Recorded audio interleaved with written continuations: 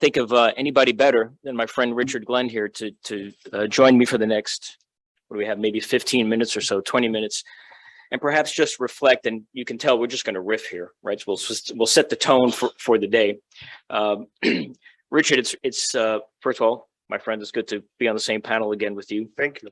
Second of all, you have a history here with NARL, but a bigger issue as well. I mean, Right. former commissioner of the U.S. Arctic Research Commission, your time at UAF, your time as a state leader, a native leader in our state. I want to ask you two things. I want you to reflect on what you just heard, maybe what the week means to you, but also, Richard, take the seam of it's not all perfect, right? It's not all perfect. And so if you can help us think through what's not the way it should be so that we can do better in the future. So reflect on the goodness, reflect on where we are, and reflect on what we probably should be together. So, thank you very much. First of all, thank you to my friends at UIC and their leadership, and to the National Science Foundation for helping me come here. I had a room at the Top of the World Hotel, and reminds you of that Tom Petty song. I got a room at the top of the world. It's interesting to visit my hometown through the lens of the hotel. But the 75th anniversary of the NARL legacy is an important time for reflection. And you're right, they touched on, our previous speakers have touched on some important themes, the interaction with visiting researchers, local experts is a hallmark of the success at NARL. The context of NARL itself is going to be important. I have a feeling that Dave Norton and Todd Sapporo will tell that story so we can look back and look forward. But there's one of the things that like you said, you're asking me to tease out over this beautiful history and the potential for a future is the aspect of chance. In several ways, chance has brought the NARL story to the forefront, the story of our people and the interaction. And it happened in the beginning, and it's happening now, and it continues to happen.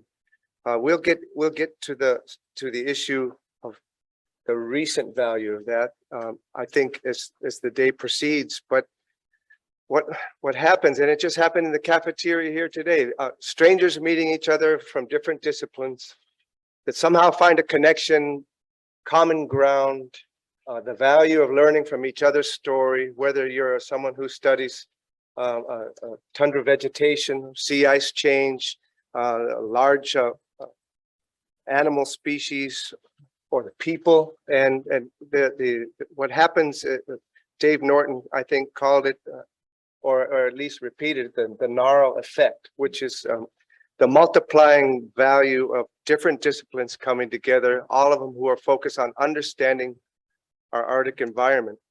So that's kind of a researcher-centric way of looking at it, but the same aspect of chance from a local perspective also pervades it. And if you take yourself back to the 1940s and earlier, it's chance that brought even the NARL facility to the Barrow location in the first place.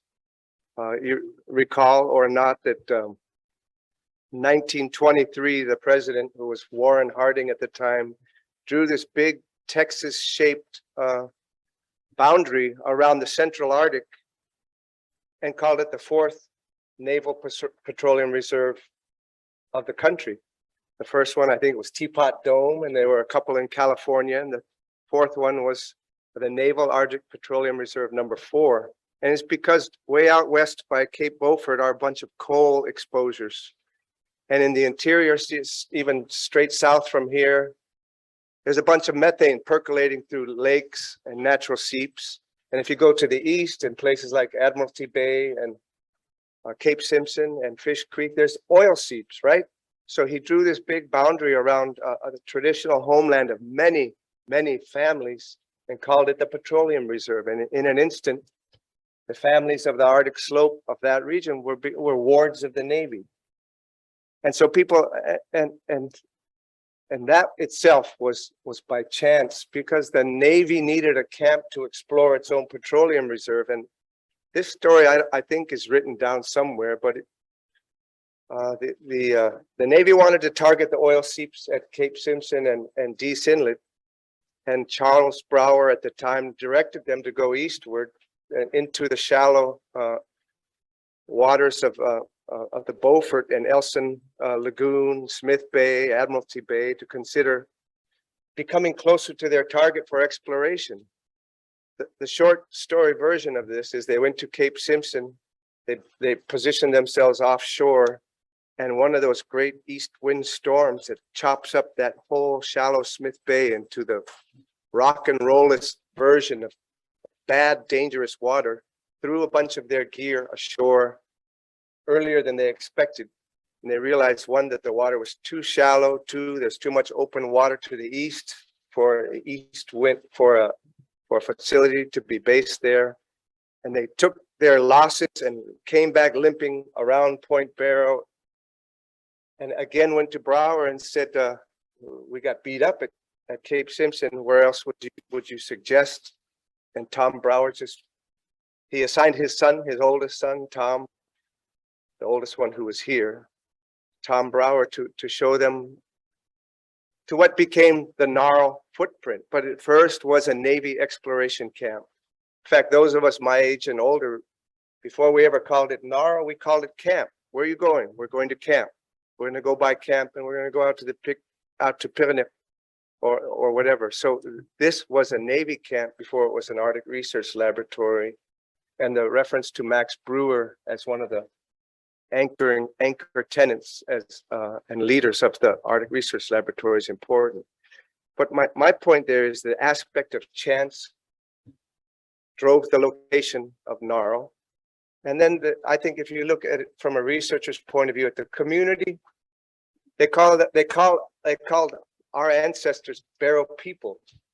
But when you look in detail, each one of the families of Barrow comes from different places, all the way from the Seward Peninsula to the Canadian border and beyond, and west of the Brooks Range.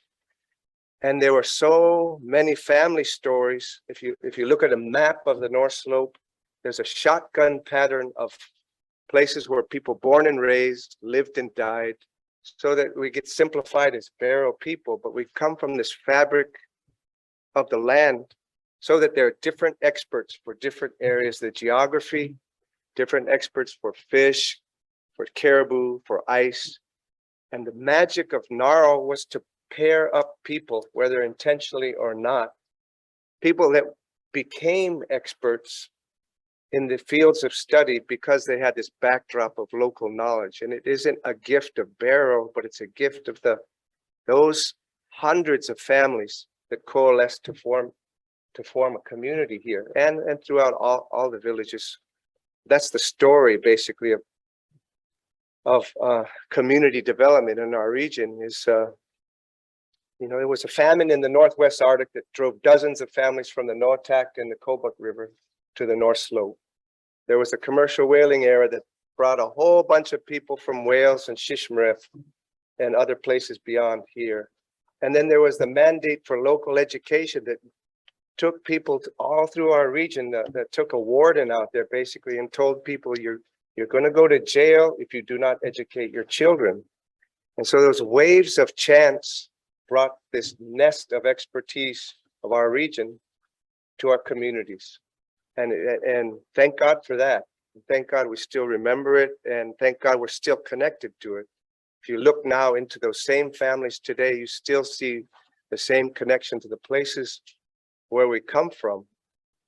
And the story of Pete Suvelik, I'm glad Cordelia brought up his name, is one of them. So Pete comes from the East Central Arctic, and he made a decision with his parents to go to Wainwright from the Colville River area, which is not surprising. We covered, our ancestors covered huge geographic swaths in their exploration. But on the way, this is during the flu epidemic of the late 1919, and people were dying. people were dying from the flu epidemic, and his parents succumbed to the epidemic as he was traveling westward. Stopped in Barrow, and he himself needed to go to the hospital. And in his story, he had to wait in the anteroom of the hospital for someone to die before he was afforded a bed in the hospital. And had it not been for the flu epidemic and Subulik's decision to travel from east to west and stopping in Barrow to take care of the bereaved, his parents, and also treat himself, there would not be a Pete Subulik story to pair up with the people who studied the animal species or the river environment. And so in so many different instances, for every single family and every single researcher, there's this aspect of chance. And it's I'm thankful that those people decided to share their lives, because these are lifelong relationships. The only thing that makes an Arctic expert out of all of this is time, which is you can't be an instant expert, but it takes returning, and continuing to return to your area. It's a use it or lose it culture, and it's a use it or lose it knowledge set. And Gnarl embodies that. The Gnarl story embodies that. And thank you for giving me a few minutes to jump on my soapbox about it, because it's special to me. I don't know if that's a soapbox. I think it's a great history lesson, Richard. Thank you for taking the time to do that. Because I think it's actually this, as you can tell, unplanned here, which is probably the perfect kind of opening session for this. But you've set the context for not only why we're here this week, but you've set the context for the future tomorrows, but in a way that is personal. It's not in the textbook. It's not a PowerPoint presentation.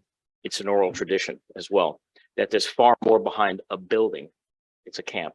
There's far more behind an organization. It's a community. And how that all comes together. It's not as if somebody said, let's go create a Gnarl, and some engineer came up with a plan and it all came together. This was really, to use your metaphor, a fabric of chance, not only from the people of the region, but also then a fabric of chance in terms of who came here to do what. Right. And now where are we today? Right. So if you use the metaphor and you continue that out, there's a fabric of what started and now has become Gnarl.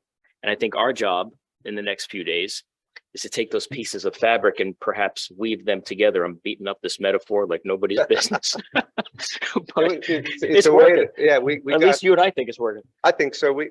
Kenneth Tubach lectured me on this many times. I was lucky enough that some of my mentors were also my friends, Max Brewer, Kenneth. Kenneth told me that you have to remember, Richard, before there was a borough, there was the Navy. Before there was the Dew Line, there was the Navy. You know, so in the waves of influence of the physical footprint of this community, you know, you have the Yankee whalers, the Presbyterian missionaries, few educators, and you have the Navy in 1940, 1944. It's the footprints of Gnarl begin. And if you were sick and you weren't treated, an emergency happened, you were brought to Gnarl, where they flew you out. And my dad was a Dew Line guy, right? And he was here in the 50s, and he shot himself in the leg on the runway in front of the hangars. And there's a funny story there that I'll tell later. But he met Max Brewer's wife because he was wounded in her area of, she was the nurse at Gnarl, right? And he was wounded and needed to be treated. And so, you know, my mom and my grandparents, of course, everyone knew Max Brewer. But Dad, how come you say you knew Mrs. Brewer so well?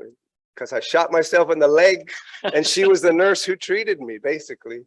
And anyway, before there was all of this infrastructure that we couch ourselves in so comfortably here, there was the Navy. And it's the Navy discovery that provides for the heat and electricity in this community. And if you were here before 1965, you will see that we were burning driftwood and fuel oil and anything else that would burn, because only the federal facilities in this community receive natural gas. So in many ways, Kenneth saw the positive effect of the presence of the Navy, and in our region. It was the police.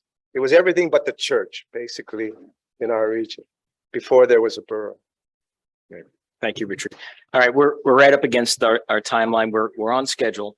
But let's just leave it there. And if you want to hear more about Richard's father, a gun, and the history of Gnarl, which I do want to hear, and I will ask him about that. Let's see if we have time for maybe Margaret. Can you take one question? Okay.